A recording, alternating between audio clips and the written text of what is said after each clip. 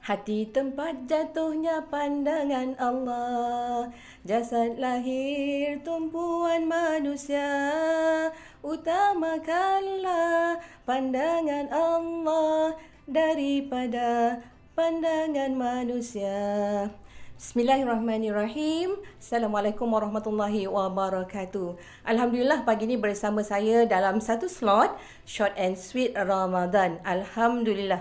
Berdasarkan daripada baris lirik yang saya nyanyikan sebentar tadi, bolehlah kita lihat apa perkataan pertama yang ingin saya kongsikan pada pagi ini, iaitu berkenaan dengan hati. Namun sebelum itu kita mulakan dengan selawat kepada baginda Rasulullah sallallahu alaihi wasallam.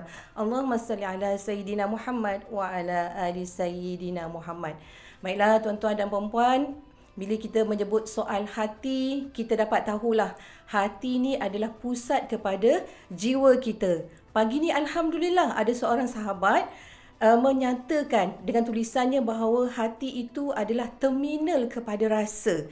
Di dalam hati ni kita boleh bayangkan umpama hati kita ni macam terminal di Lakin lah, kononnya begitu. Terminal di kapal terbang lah. Bermacam-macam perkara yang kita boleh dilihat di situ.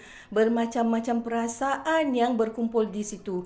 Ada perasaan sayang, ada perasaan marah, ada perasaan sedih, ada niat baik, ada niat buruk. Semuanya berkumpul di hati kerana hati itu adalah pusat jasad kita.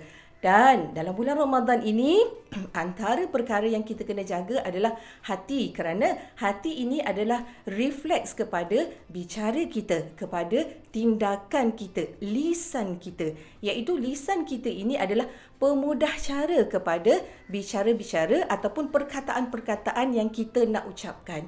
Perkataan-perkataan yang kita nak keluarkan.